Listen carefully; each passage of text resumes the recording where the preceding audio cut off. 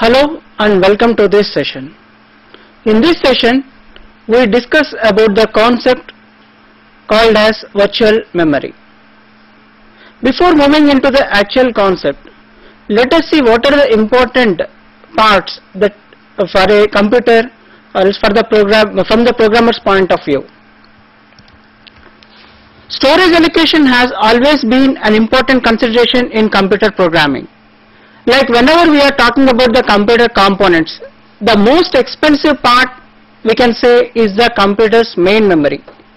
Why? Because suppose if you have a program wherein which it is consisting of something around 64 megabytes and then the main memory size, that is the RAM size, is only 32 MB. So how this particular program can run in the limited space like 32 MB? So this is the thought how we can proceed to the further discussion. So as the memory is very costliest part among the components, and then we have abundant or else the secondary storage, abundant of the secondary storage that is available when compared to the main memory. As you see, nowadays we are talking about 8 GB of the hard disk, but we are talking about only 1 GB or 2 GB of RAM. So this is the variation wherein which now the present RAM and the actual secondary storage memory varies. So program code and data required for execution of a process must reside in the main memory, but the main memory may not be large enough to accommodate the needs of an entire process. So this is the situation wherein which we have to think in order to use the virtual memory concept. So whenever you are thinking of the process and its data, so suppose in order to execute one program, the program in execution, the state is called as the process, and along with the process the data is also being required to execute the program. So in order to execute this particular program by any processor, the thing that is required is you have to have the whole program code as well as the data residing inside the memory, so that the processor handles instruction by instruction and then executes. Earlier the computer programmers divided these particular programs into sections and then transferred into the main memory for the period of processing time. Suppose if a program is there, so earlier programmers what they were doing is they are dividing the whole program into little chunks or else some sort of sections, and whatever the part that is required at present is being transferred into the main memory, is being executed. Once again remove that particular section and place the section whichever is required for the processor at that particular instance. So the whole view or else the whole thing is being lying in the hands of the programmer. Programmer has to manage the memory, whole memory, and the program also. So he has to divide the sections also, and also he has to see which section is required and at what time. So this is the way how the overlaying thing is being used in the earlier programming days. Then earlier programmer divided programs into sections, and this particular transfer, as the program proceeded, new sections moved into the main memory and replaced sections that were not needed at that particular time. So suppose if the whole program consists of some 10 sections. So at that instance only 2 sections are required in order to execute one particular sequence of instruction. So those particular 2 sections are being drawn into the memory, are being executed, and then these particular 2 sections are being replaced with the new sections that are required for the further proceeding of the program. So there lies the whole responsibility by the programmer to completely look after the memory management also. So afterwards what was happened is, as the higher level languages became very popular, then the complexity of the programs were very much grew, and then the programmer became less familiar with the machine. So whatever the memory that is available and how much memory that is available, and then we are writing very much complex programming using the higher level languages. So earlier we used to write very simple programs, and those can be divided into number of sections. But after the introducing of this higher level languages, we can write complex and scientific programs. where in which the programmer will be concentrating only in order to execute the program, like in order to make the efficient use of the computer. He may not be in a position to think of the memory, or else he may not be even in a position to think which of the particular program section is currently to be used. So this is the way how the complexity grows, and then the efficiency of this particular complexity suffered from poor overlay systems. That is nothing but which part of the program currently should be resided in the memory and which is to be removed from the memory. This particular decision making by the user became very complex in the by using these particular higher level languages. So there were two theories for solving the above problem. One theory evolved is the static memory location, and the other theory evolved is the dynamic memory allocation. In the static memory allocation, that is nothing but the complete memory. Suppose if a memory is of 64, suppose if the memory is of 512 bytes, then the whole memory will be divided into some fixed chunks or else fixed partitions, and that particular partitions are being used by the processors. So this particular static allocations, this particular static fixed location division is called as the static allocation, and the availability of the whole memory resource may be divided completely into a chunks called as the partitions. In the dynamic memory, what we had done is the memory that is there is being, as per the usage, can be increased or can be, the size of the memory, the size of the chunk can be increased or can be decreased depending upon the actual program needs. So in the static memory, what it does is, suppose if the program is of 32 kilobytes and the memory chunk is of 40 kilobytes, then that particular program can fit into one memory location. Suppose if it is more than that particular 40 kilobytes, then second allocation, the second static allocation, the second static partition is been allocated to that memory, to that particular program. In the dynamic allocation, the whole program, so it will be seeing into the length of that particular program, and it tries to fit the best available allocation that the program needs. And these particular two things also been suffered. These two theories are also been suffered. Why? Because the program objectives and the machine advancements in the 1960s made the predictions required for static allocation difficult, if not impossible.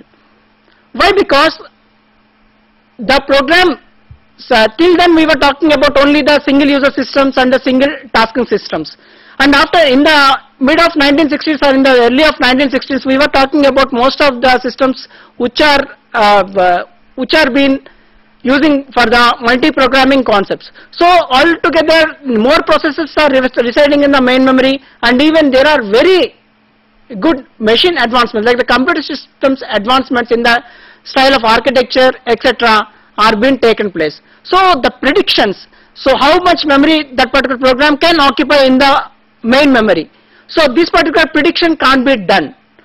So it became some sort of impossible thing in order to consider the static memory allocation as the best policy. So most of the people, they had moved to dynamic memory allocation as the best solution, and this particular dynamic memory allocation is, that time was very greatly accepted.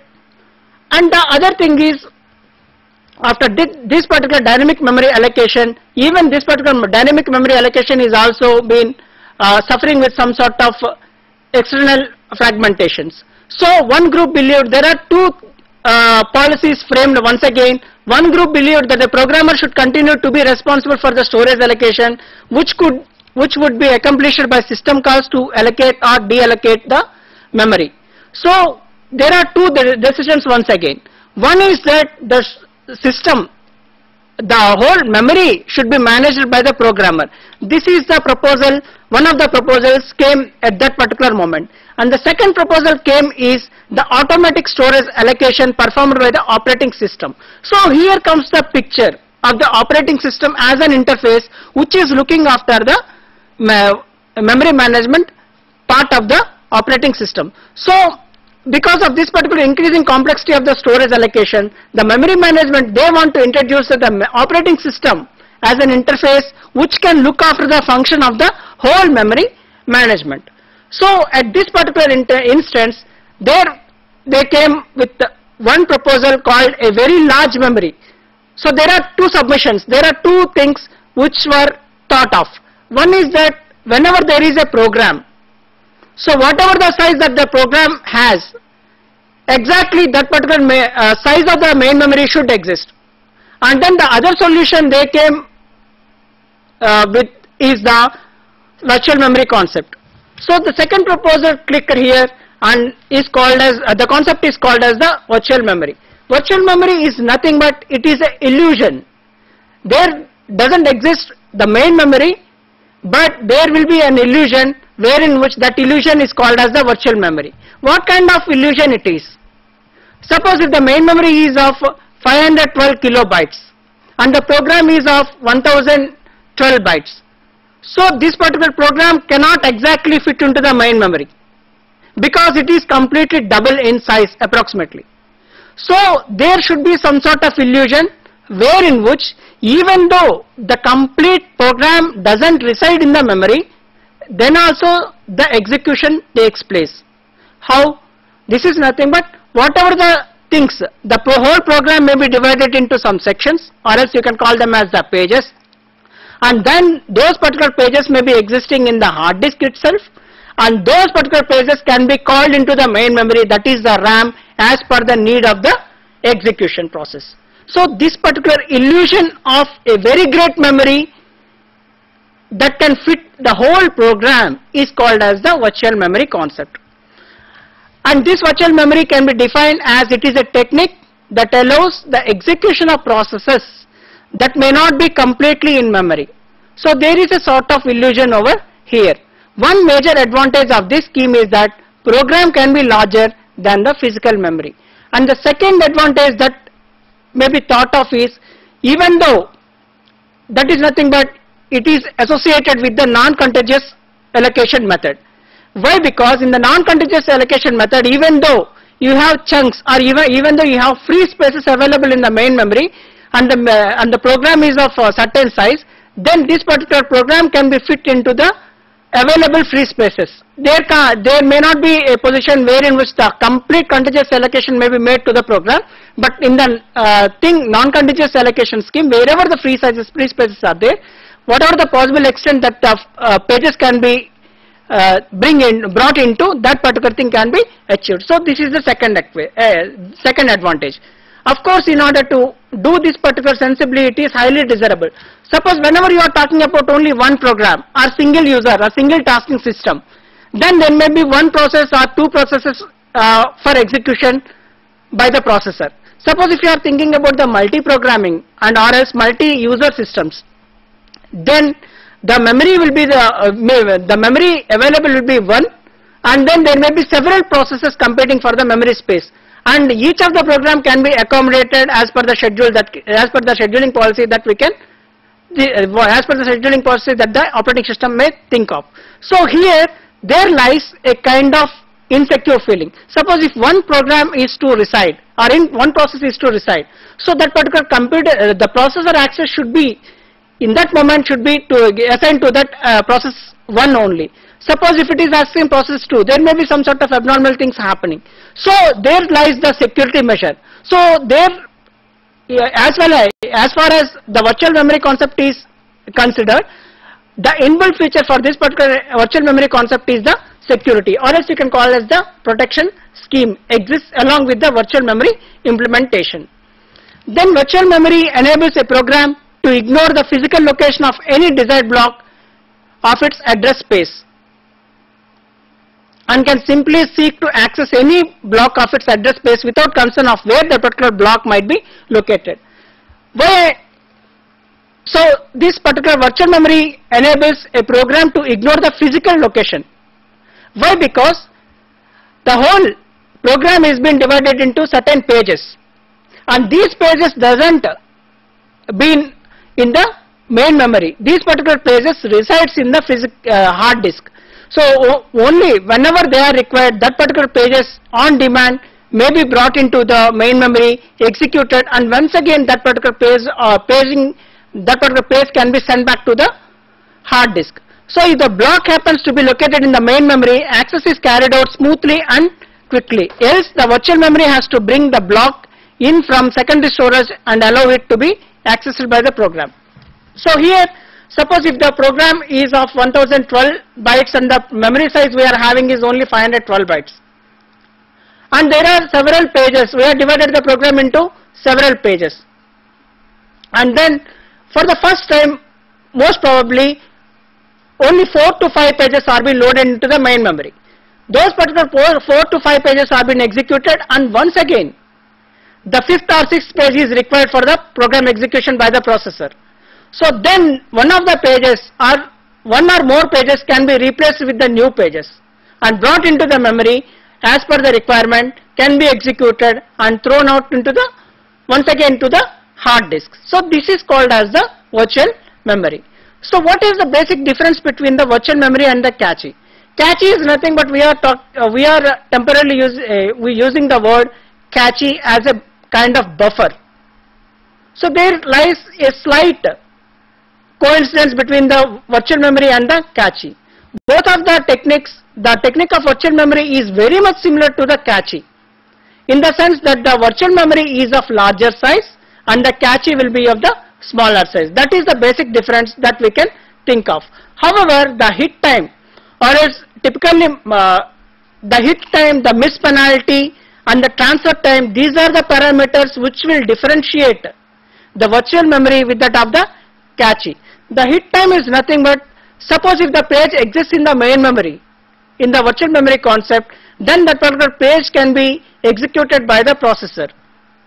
And suppose if the page doesn't exist, then there will be some sort of trap wherein which the operating system will take care of and loads the page that is being required by the processor.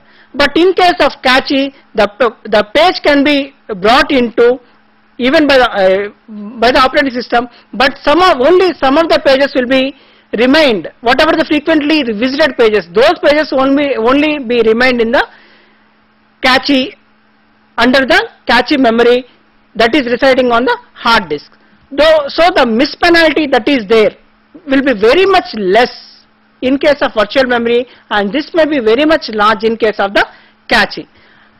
And then the transfer time are all larger in case of virtual memory. Why? Because the cache memory will be having very small memory space and the virtual memory will be having very large space. So in order to load the page from the from the hard disk to the physical memory may be taking a much time when compared to the cache. Then we can see the advantages here. The advantages of the virtual memory often reduces the time taken to launch a program, since not all the program code and data need to be in the physical memory. Here how the time will be reduced. In order to execute a 1012 bytes program using some 512 bytes main memory, using the virtual memory concept, the whole main memory whole program may not be residing in the main memory. Even it is not sufficient also. So only part of the program should be loaded, which will take very little time, and the swapping, and after that the swap in and swap out of the pages may be taking some more time. And virtual memory automatically manages two levels of memory hierarchy, representing the main memory and the secondary storage in a manner that is invisible to the program that is running.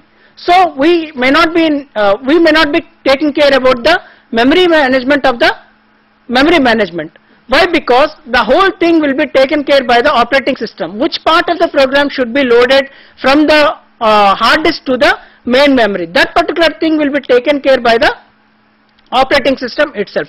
So this is one of the advantage, and we may not be thinking how much space the program may be occupying. This also is not the major concern. We can write a very complex program wherein which it can fulfill our task, but we may not be considering how much space is available in the main memory or how much space it occupies in the hard disk. So these are not the primary concerns of the programmer. The primary concern is to write a very efficient program in order to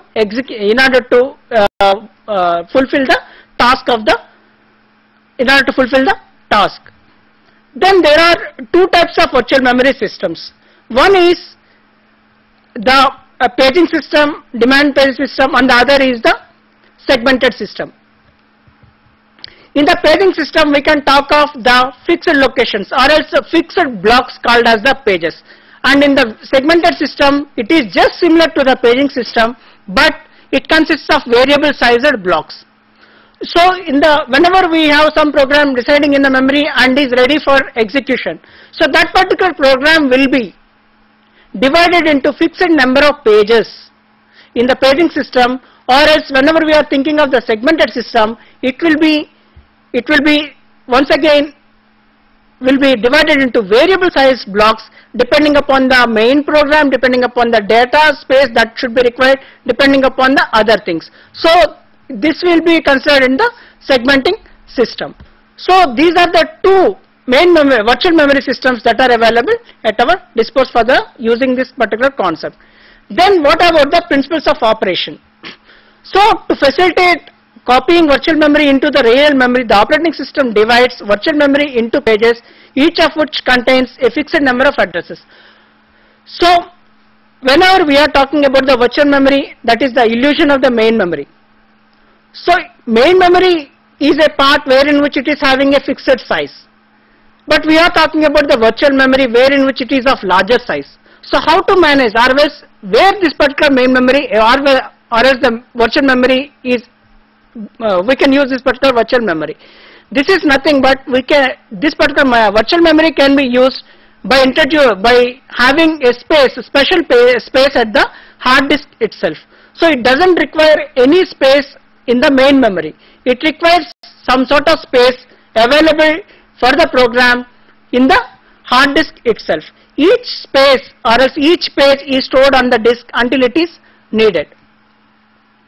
So suppose if a program is there and then some of the pages are being loaded into the main memory and are being executing. So it has to see how much time this particular page should be required by the processor. Otherwise, which page of the program should be brought into, or which page has to be replaced in the main memory. So these are the basic concerns for the processor to take care of in order to execute the program successfully. So when the page is needed, the operating system first of all copies it from the disk to the main memory, translating the virtual address spaces into the real addresses.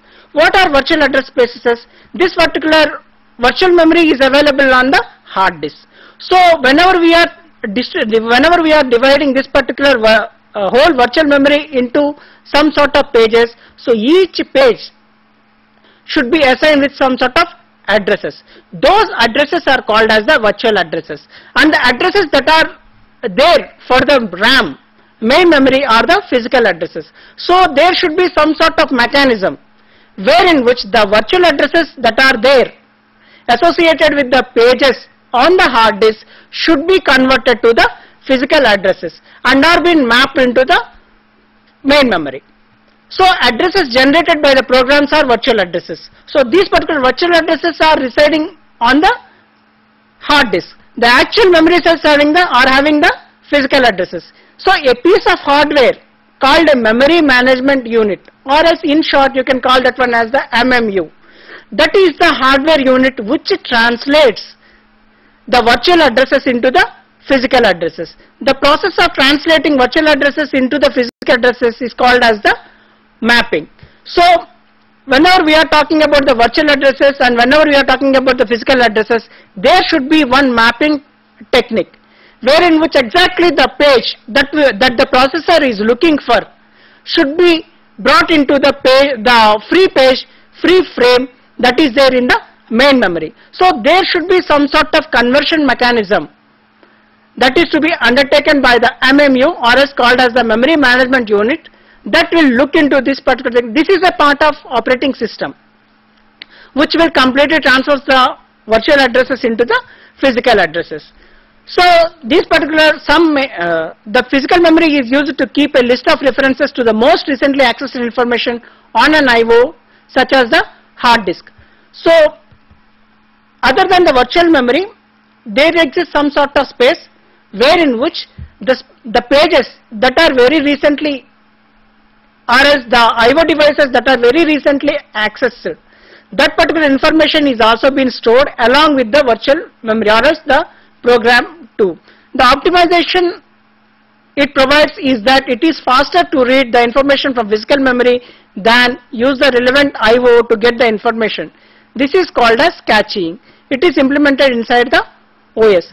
So whenever we are thinking of the virtual memory at one hand and the physical memory at the other hand, whenever the page is brought in and then swapped out of the main memory, then this particular thing is being stored at some sort of location called as the caching, wherein which suppose if once again that page is required, it doesn't go directly to the virtual addresses, but it can be taken from the caching space.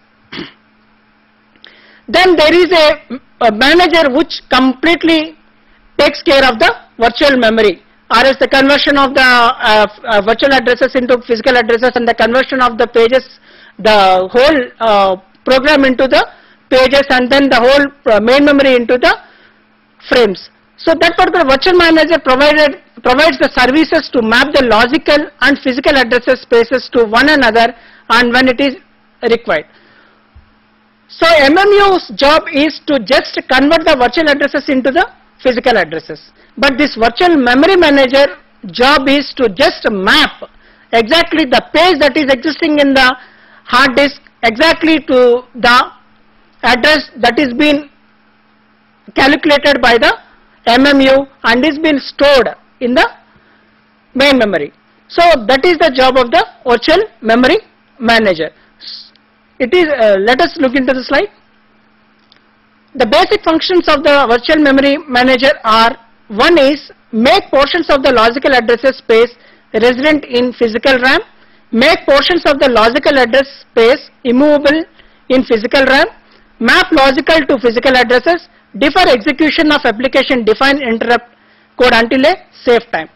So whenever there are 10 pages on the virtual memory and only 2 pages are there in the main memory, then that particular whole thing should be managed by the virtual memory manager. So how the calculation part is left to the MMU, but the brought in and swapped out part should be retained with the virtual memory manager. So make portions of the logical addresses space resident in the physical memory. So whatever those page that the processor is considering, that particular page should be brought into the calculation part is left to the MMU, but the page should be brought from that particular virtual memory to the physical memory along with the addresses, and the address translation should also be taken care by the virtual memory manager. And then whenever it is being swapped out, so whatever the free space that is available in the main memory, that is also to be taken care by, and even that particular page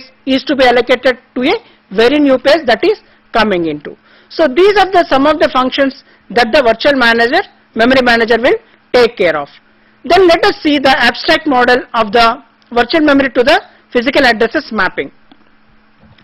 So here there are 2 processes, one process is X and the other process is Y. So there are 2 processes competing to have the RAM. Then here the process X, the whole process is being divided into 8 pages like VPFN 0 to VPFN 7. So these are the fixed pages that are for the process X, and here you see there is another thing called as process Y, wherein which again there are 8 pages.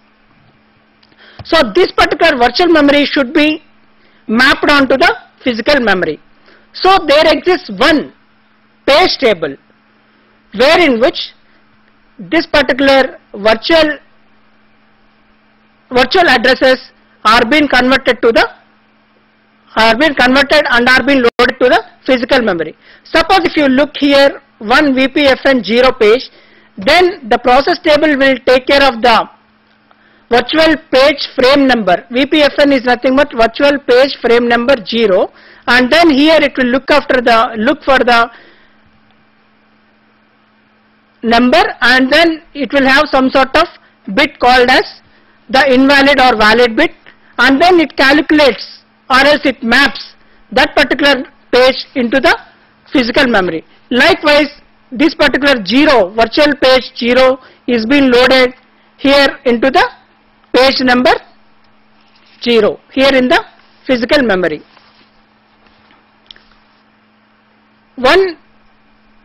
Whenever we are thinking of this particular VPFN or else virtual page frame number, it consists of two portions. One is the offset and other is the VPFN. That VPFN is nothing but it is a reference of page 0. Means page 0 means this is the address of page 0. From this address to this address it is page 0, and from the other part is the page 1, page 2. In this way it will store the boundary bits, and that particular thing is being stored here along with the offset. So here by looking into this, the conversion takes place and is being, the virtual memory manager will be mapping that particular page to the physical memory. And then let us look into the protection and sharing concept. Let us see here, there are certain valid and invalid bits. Whenever there is a valid bit, we denote it as V, and whenever there is an invalid bit, we denote it as 0 or as invalid, INV. So suppose if some pages are there wherein which if it is already existing in the main memory, then that particular page offset can be set to V or as 1. Suppose if it is not in the main memory, then it is set to 0. So whenever the process is trying to access INV or else invalid, then it may be giving some sort of page fault. Then that particular trap should be answered by the operating system by bringing another page into that particular free frame. So this is the protection kind of thing that is being induced into. Then comes the paging scheme supporting the sharing of program code. Here suppose there are three processes. One is process 1, second is process 2, and then third is the process 3, wherein which each process is being done, is being associated with one user. Let us map each user is doing one process. So suppose if process 1 requires 3 editors and then 1 data, and even process 2 by user 2 also requires 3 editors and then a different kind of data, and then process 3 also the same way, the 3 editors are required but with a different data. So what this particular thing can be done, how this particular thing can be achieved is, the whole program is being divided into pages, but the code wherein which identical for each and every process is being treated as a general code that is available in the physical memory as a permanent thing, and then the data parts, whatever the data, suppose if the process 1 will have some sort of data, process 2 is operating on some sort of data, and process 3 is operating on some sort of data. So these particular 3 copies can be kept as 3 pages in the main memory, but editor 1, editor 2 and editor 3 can be similar, or else only one thing wherein which the main memory can be resided. So look here. So there are no 3 copies existing for the editor 1, editor 2, editor 3 in the main memory. Only one copy of editor 1, editor 2 and editor 3 is there, and then data 1, data 2, data 3 are the 3 copies. So in this way the paging scheme is supporting the sharing of the program code. So whenever we are thinking of sharing of the program code, this particular thing requires the commonality. What is the commonality of the program of the different users? That particular thing is to be considered, and that particular general thing, the common thing is to be loaded into the main memory. Then whatever the data that is being operated onto that particular common part can be stored as the copies of the thing in the physical memory. So there is another concept called as pure demand paging. Pure demand paging is nothing but, till now we had discussed about the paging only.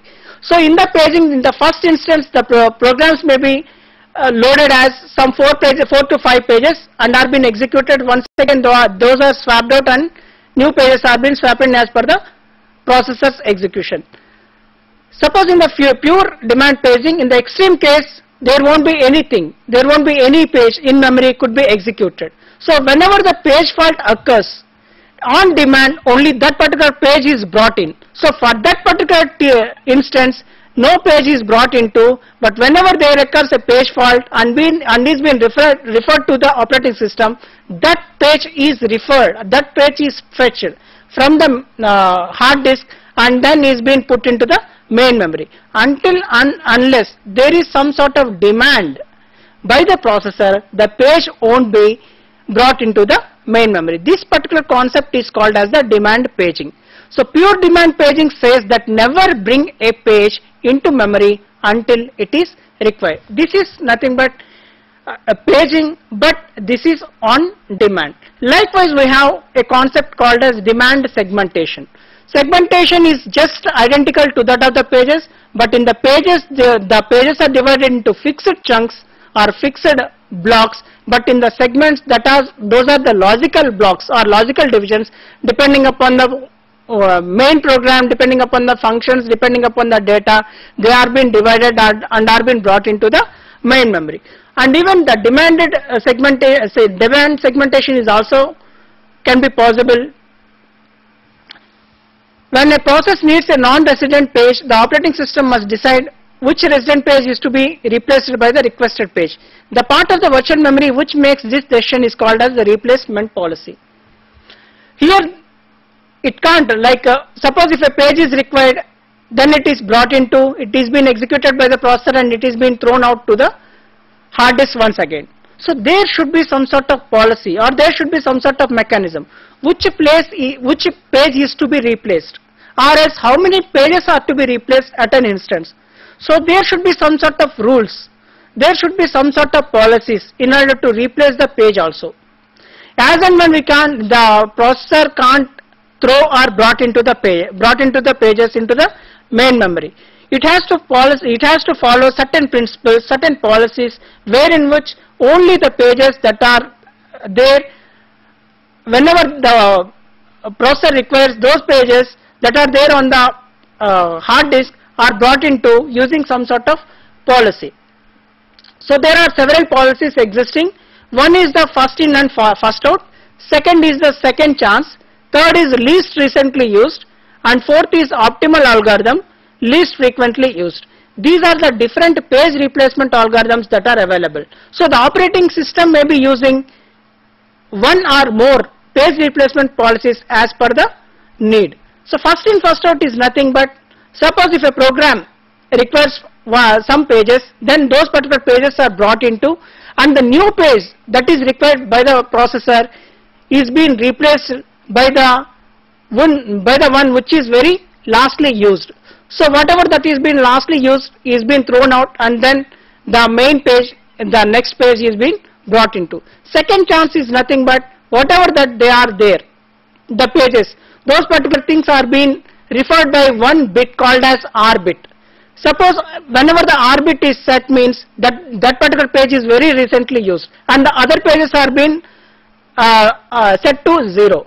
So that particular R is being considered and the other bits or other pages may be replaced. Least recently used is nothing but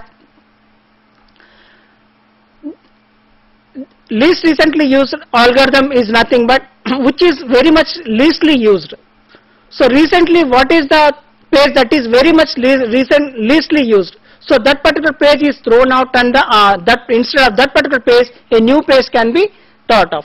Optimal algorithm is nothing but whatever the pages that are there, how many times that particular page is being referred into, that particular thing is being taken care by one of the part of the operating system, and that calculation is done, and whatever the pages that are being leastly referred are being thrown out, and then new pages are being brought into instead of those pages. Least frequently used is nothing but whatever the pages that are very least frequently used, those are being thrown out from the main memory, and those are being replaced with the new pages. So there are several replacement algorithms wherein which they will be having their own advantages as well as their own disadvantages. As per the first in first out, it suffers with one anomaly called as Ballard's anomaly. So in the Ballard's anomaly is very much not there in the optimal algorithm. So in the optimal algorithm there won't be any Ballard's anomaly. So suppose if mostly the operating system is concentrating on the processor is concentrating on the page, swapping in and swapping out of the pages. So obviously the degree of the multiprogramming will be decreasing. So this particular concept is called as the thrashing.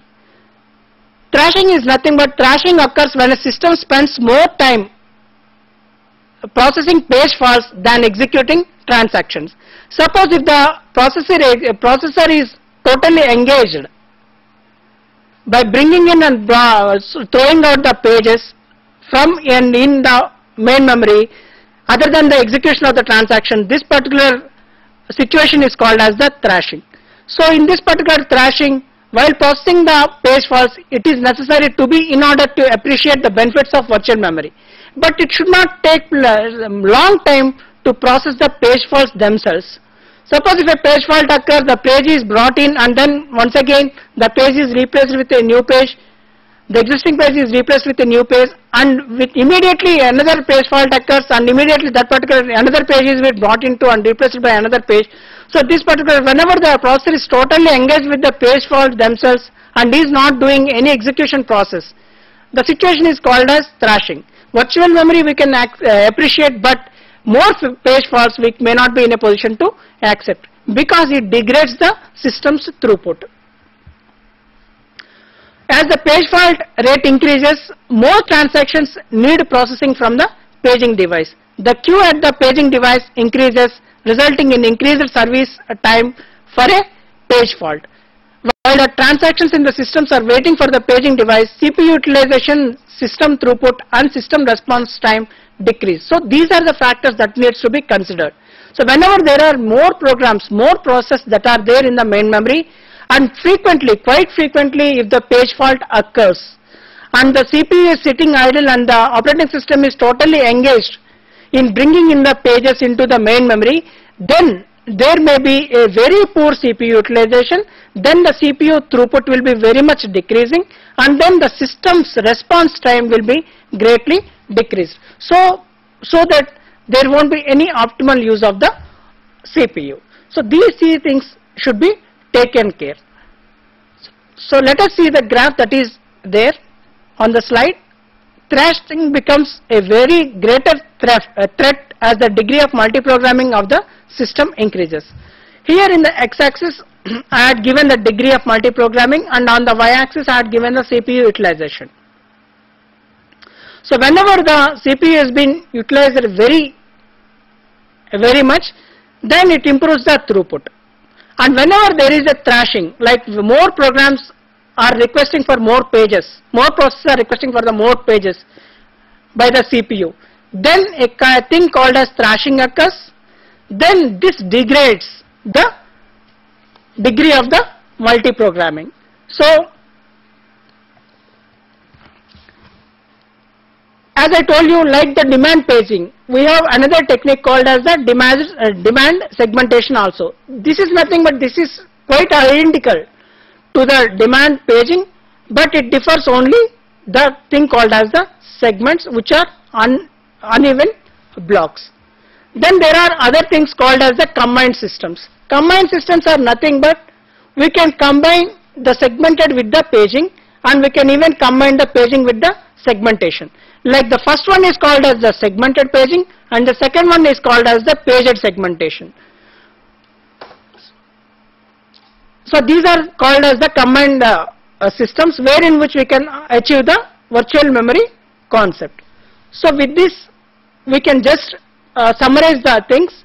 We had seen the concept of virtual memory. We had seen various types of virtual memory techniques like the paging technique and the segmentation technique, and we had seen how these particular page replacement things are happening using several policies, and we had seen the concept called as the thrashing concept, wherein which whenever the degree of the multiprogram increases, then the thrashing may be the one which should be think of. So with this I conclude the session, and in the next session I will be discussing about the IO and file management techniques. Please stay tuned. Thank you.